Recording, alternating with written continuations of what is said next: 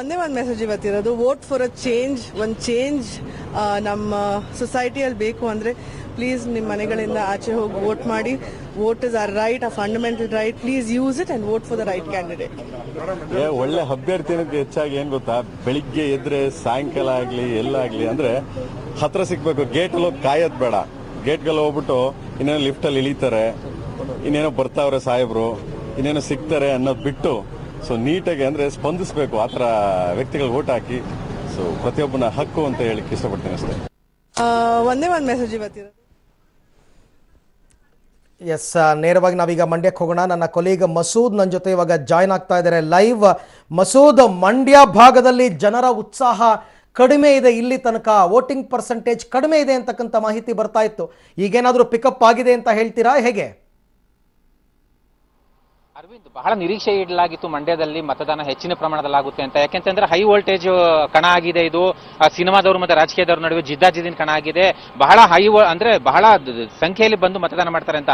2014ರಲ್ಲಿ 71%, ಉಪಚುನಾವಣೆಯಲ್ಲಿ 61% ಮತದಾನ ಆಗಿದೆ. ಈ ಬಾರಿ 75 ಕ್ರಾಸ್ ಆಗಿ ಹತ್ತತ್ರ 80% ಮತದಾನ ಆಗುತ್ತೆ ಅನ್ನುವಂಥ ನಿರೀಕ್ಷೆ ಇಡಲಾಗಿತ್ತು. ಆದ್ರೆ ನಾವು ಕೂಡ ಬೆಳಿಗ್ಗೆಯಿಂದಲೂ ಕೂಡ ಗಮನಿಸ್ತಾ ಇದ್ದೀವಿ. ಈಗ ಸಮಯ 1 ಗಂಟೆ ಆಗ್ತಾ ಇದೆ. 6 ಗಂಟೆಗಳ ಕಾಲ ಕಳೆದು ಹೋಗ್ಬಿಟ್ಟಿದೆ. ಈ 6 ಗಂಟೆಯಲ್ಲಿ ಸರಾಸರಿ ಗಂಟೆಗೆ 4% ಮತದಾನ ಅಷ್ಟೇ ಆಗಿದೆ. ಅಂದ್ರೆ ಹತ್ತತ್ರ 23-24ರಷ್ಟೇ ಈಗಿನ ಪರ್ಸೆಂಟೇಜ್ ಮತದಾನ ಆಗಿದೆ. ಎಲ್ಲೋ ಒಂದ್ ಕಡೆ ಮತದಾರರು ಉತ್ಸಾಹ ತೋರಿಸ್ತಾ ಇಲ್ಲ. ಯಾಕೆಂತಂದ್ರೆ ಒಂದು ಬಿಸಿಲು ಧಗೆ, ನಿನ್ನೆಯಷ್ಟೇ ಇಲ್ಲೂ ಕೂಡ ಜೋರು ಮಳೆ ಬಿದ್ದಿದೆ. ಹಾಗಾಗಿ ಇವತ್ತು ಹೆಚ್ಚಿನ ಸಂಖ್ಯೆಯಲ್ಲಿ ಜಾಸ್ತಿ ಪ್ರಮಾಣದಲ್ಲಿ ಧಗೆ ಬಿಸಿಲು ಜಾಸ್ತಿ ಇದೆ. ಹಾಗಾಗಿ ಮತದಾರ ಇನ್ನೂ ಕೂಡ ಮತಗಟ್ಟೆ ಕಡೆ ಮುಖ ಮಾಡ್ತಾ ಇಲ್ಲ. ಮಂಡ್ಯಕ್ಕೆ ಅಂಟಿಕೊಂಡಿರುವಂತಹ ಗ್ರಾಮಾಂತರ ಭಾಗದಲ್ಲಿ ಹೆಚ್ಚಿನ ಸಂಖ್ಯೆಯಲ್ಲಿ ಜನ ಬಂದು ಮತದಾನ ಮಾಡ್ತಿದ್ದಾರೆ. ಆದ್ರೆ ಸಿಟಿ ಸೆಂಟರ್ ನಲ್ಲಿ ಕಡಿಮೆ ಪ್ರಮಾಣದಲ್ಲಿ ಬಂದು ಮತದಾನ ಮಾಡ್ತಾ ಇದ್ದಾರೆ.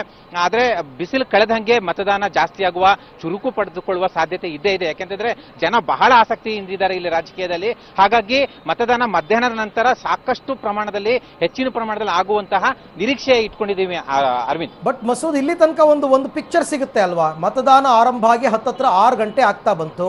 ಇಲ್ಲಿ ತನಕ 24% ಮಾತ್ರ ವೋಟಿಂಗ್ ಆಗಿದೆ ಅಂತಂದ್ರೆ ಉಳಿದಿರ್ತಕ್ಕಂಥ ಇನ್ನು 6 ಗಂಟೆ ಅಥವಾ 5 ಗಂಟೆ ಎಷ್ಟು ಮಹಾ ಆಗ್ಬೋದು? ಅಥವಾ ಸ್ವಲ್ಪ ಬಿಸಿಲು ಕಡಿಮೆ ಆಗ್ತಾ ಮತಗಟ್ಟೆಗೆ ಜನ ಬರ್ತಕ್ಕಂಥ ಸಂಖ್ಯೆ ಜಾಸ್ತಿ ಆಗ್ಬೋದಾ? ಏನೇ ಆದರೂ 60-62 ಅಷ್ಟಕ್ಕೆ ನಿಂತ್ಕೋಬೋದಾ ಅಂತ ಮಸೂದ್? ಅರವಿಂದ್, ಈ ಸಲದ ಚಿತ್ರಣ ಹೇಗಿತ್ತು ಅಂದ್ರೆ ಬಹಳ ಹೈ ವೋಲ್ಟೇಜ್, ಸಾಕಷ್ಟು ಜಿದ್ದಾಜಿದ್ದು ಚಿತ್ರಣ ಇತ್ತು. ಹಾಗಾಗಿ ಇನ್ನು ಉಳಿದ 5 ಗಂಟೆಗಳಲ್ಲಿ 50% ಕ್ರಾಸ್ ಮಾಡಿ ಮತದಾನ ಆಗಬೇಕು ಆ ಲೆಕ್ಕ ನೋಡೋದಾದ್ರೆ. ಯಾಕೆಂದ್ರೆ 2014ರ ಸಾರ್ವತ್ರಿಕ ಚುನಾವಣೆಯಲ್ಲಿ 71% ಆಗಿತ್ತು. ಈ ಬಾರಿ ಆವಾಗಿನಗಿಂತಲೂ ಜಾಸ್ತಿ ಪ್ರಮಾಣದಲ್ಲಿ ಪ್ರಚಾರ ಆಗಿರುವ ಹಿನ್ನೆಲೆಯಲ್ಲಿ ಮತ್ತೆ ಎಲ್ಲರ ಕೇಂದ್ರ ಮಂಡ್ಯದ ಮೇಲೆ ನೆಟ್ಟಿದ ಕಾರಣದಿಂದಾಗಿ ಈ ಬಾರಿ ಹತ್ತತ್ರ 75-80% ಮತದಾನ ಆಗುತ್ತೆ ಅನ್ನುವಂತಹ ನಿರೀಕ್ಷೆಯನ್ನ ಚುನಾವಣಾ ಅಧಿಕಾರಿಗಳು ಇಟ್ಕೊಂಡಿದ್ದಾರೆ. ಹಾಗೆ ಇಲ್ಲಿನ ಜನಸಾಮಾನ್ಯರು, ಮತದಾರರು ಕೂಡ ಇಟ್ಕೊಂಡಿದ್ದಾರೆ. ಹಾಗಾಗಿ ಇದುವರೆಗೆ ಬಿಸಿಲಿನ ಕಾರಣಕ್ಕಾಗಿ ಜನ ಬಂದಿರಲಿಲ್ಲ. ಈಗ ಸಾಕಷ್ಟು ಪ್ರಮಾಣದಲ್ಲಿ ಜನ ಬರ್ತಾ ಇದ್ದಾರೆ. ಆದ್ರೆ ಬಿಸಿಲು ಇನ್ನೂ ಕೂಡ ಕಡಿಮೆ ಆಗಿಲ್ಲ. ಮಧ್ಯಾಹ್ನದಿಂದ ಅಂದ್ರೆ ಈಗ 1 ಗಂಟೆಯಿಂದ ಸಂಜೆ 6 ಗಂಟೆ ಈ ಅವಧಿಯಲ್ಲಿ, ಸಂಜೆ 5 ಗಂಟೆ ಈ ಅವಧಿಯಲ್ಲಿ ಸಾಕಷ್ಟು ಸಂಖ್ಯೆಯಲ್ಲಿ ಬರುವ ನಿರೀಕ್ಷೆ ಇದೆ. ಇನ್ನು 55-60% ಮತದಾನ ಆಗುವುದು ಬಾಕಿ ಇದೆ. ಹಾಗಾಗಿ ಸಾಕಷ್ಟು ಸಂಖ್ಯೆಯಲ್ಲಿ ನಿರೀಕ್ಷೆ ಕೂಡ ಇಟ್ಕೊಂಡಿದ್ದಾರೆ. ಅಭ್ಯರ್ಥಿಗಳು, ಅಭ್ಯರ್ಥಿ ಪರ ಮುಖಂಡರು ಕೂಡ ಬೂತ್ಗಳ ಹತ್ರ ಹೋಗಿ ವೆರಿಫೈ ಮಾಡ್ತಿದ್ದಾರೆ. ಆದ್ರೆ ಯುವಕರು ಹೆಚ್ಚಿನ ಸಂಖ್ಯೆಯಲ್ಲಿ ಬರ್ತಾ ಇಲ್ಲ. ಅದೊಂದು ಅಬ್ಸರ್ವೇಷನ್ ಮಾಡಿದ್ದೀವಿ. ಅಜ್ಜಿಯಂದಿರು, ಶತಾಯುಷಿ ಅಜ್ಜಿಯಂದಿರು ಕೂಡ ಸಾಕಷ್ಟು ಸಂಖ್ಯೆಯಲ್ಲಿ, ಗರ್ಭಿಣಿಯರು, ತುಂಬು ಗರ್ಭಿಣಿಯರು, ಇವರೆಲ್ಲರೂ ಕೂಡ ಬಾಣಂತಿಯರು ಎಲ್ಲರೂ ಕೂಡ ಮತದಾನ ಬಂದು ಮಾಡ್ತಾ ಇದ್ದಾರೆ. ಆದ್ರೆ ಯುವ ಸಮೂಹ, ಮಂಡ್ಯದ ಯುವ ಸಮೂಹ ಇನ್ನೂ ಕೂಡ ಇಲ್ಲಿ ಬಂದು ಮತದಾನ ಮಾಡ್ತಾ ಇಲ್ಲ. ಹಾಗಾಗಿ ಇನ್ನು ಉಳಿದಿರುವಂತಹ 5 ಗಂಟೆ ಅವಧಿಯಲ್ಲಿ 50-55ರಷ್ಟು ಮತದಾನ ಆಗಬಹುದು ಅನ್ನುವಂತಹ ನಿರೀಕ್ಷೆ ಇಟ್ಕೊಂಡಿದ್ದಾರೆ. ಈ ಬಾರಿ ಸಾಕಷ್ಟು ಸಂಖ್ಯೆಯಲ್ಲಿ ಮತದಾನ ಮಾಡುವ ನಿರೀಕ್ಷೆ ಕೂಡ ಇದೆ. ಹಾಗಾಗಿ ಮತದಾರರು ಯಾವ ರೀತಿ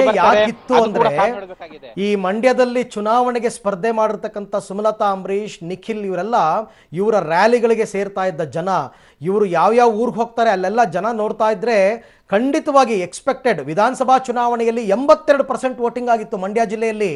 ಆ ನಿರೀಕ್ಷೆ ಯಾಕೆ ಏನಾಯ್ತು ಅಂತ ನಾನು ನೆನ್ನೆ ಹೇಳಿದೆ, ಮೊನ್ನೆನೂ ಹೇಳಿದೆ ನನ್ನ ಪ್ರೆಸ್ ಕಾನ್ಫರೆನ್ಸಲ್ಲಿ, ಯಾರಿಗಾದರೂ ಓಟ್ ಹಾಕಿ, ಆದ್ರೆ ಬಂದು ಓಟು ನಿಮ್ಮ ಹಕ್ಕನ್ನು ಚಲಾಯಿಸಿ.